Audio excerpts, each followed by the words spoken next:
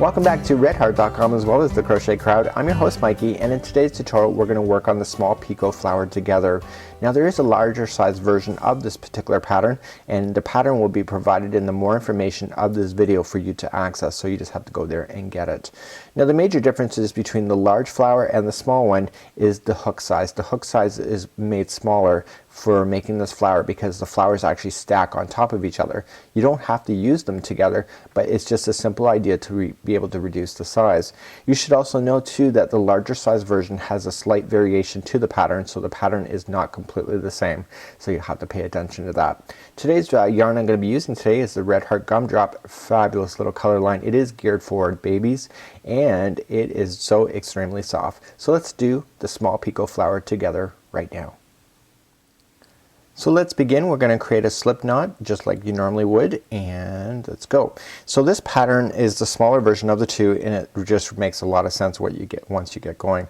Remember that the slip knot never counts as one, so we need to do a chain of 6. So 1, 2, 3, 4, 5, and 6.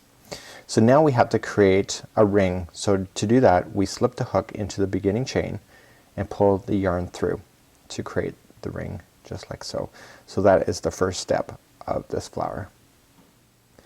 Moving on to round number 1, and there's only 2 rounds, so this is how simple and quick this is. So we're going to be chaining 3, and this says counts as a double crochet from here and throughout. So every time we chain 3 at this point in the start is considered a double crochet. So it says to do 2 double crochets into the ring. So let's begin. So we're going to do 2. I like to read my instructions step by step, so if you see me just going step by step, that's why.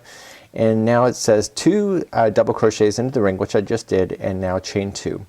And here comes the repeat pattern because you can see it's in the brackets. So it says 3 double crochet into the ring and then chain 2 5 more times. What it's telling you is that this group of 3, there's going to be 6 of those all together. So we're immediately going to come into the ring and double crochet 3 more times. Just like so. And every time we finish a group of 3, just like this, we chain 2. So 1 and 2. So this string here, I'm just putting it around the outside of the ring so that it's getting stuck underneath the stitches so that you cannot see it. Now you should know that the pattern calls for you to have a larger tail in order to secure it down on top of your project. That creativity is up to you, and you can follow the instructions if you wish that.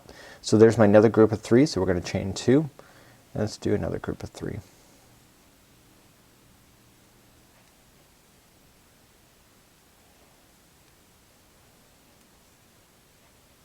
Just like so, very easy.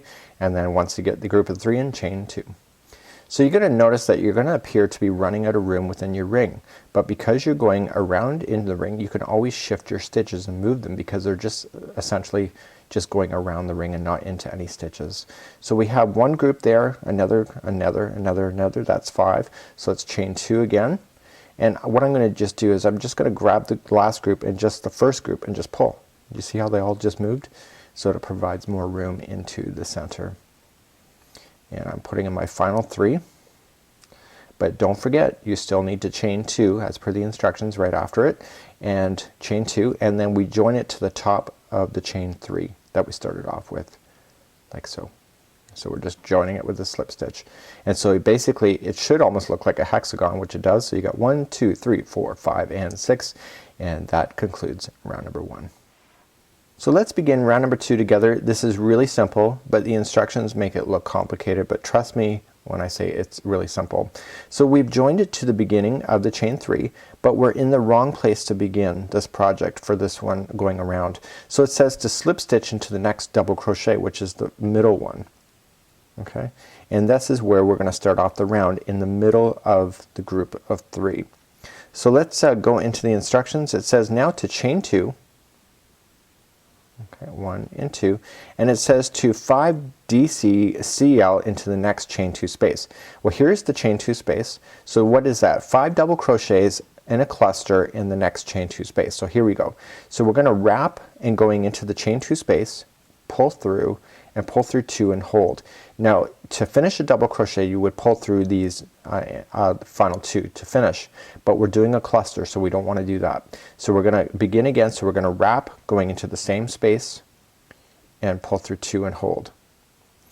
Wrap and in, pull through 2 and hold, and see how we're collecting our stitches.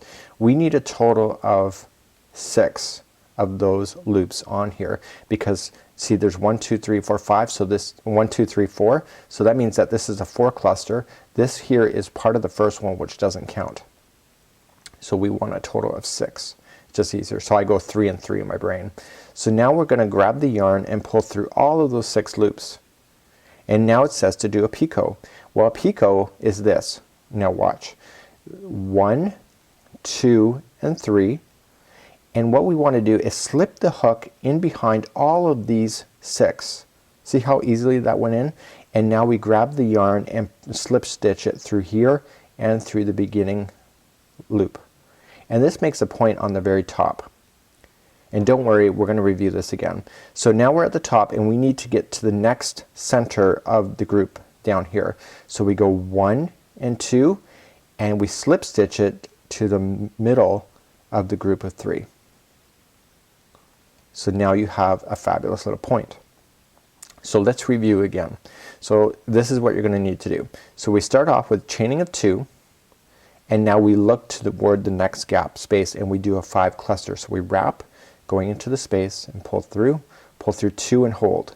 Wrap and into the same space, pull through 2 and hold. Wrap. Okay, I'm going to speed up.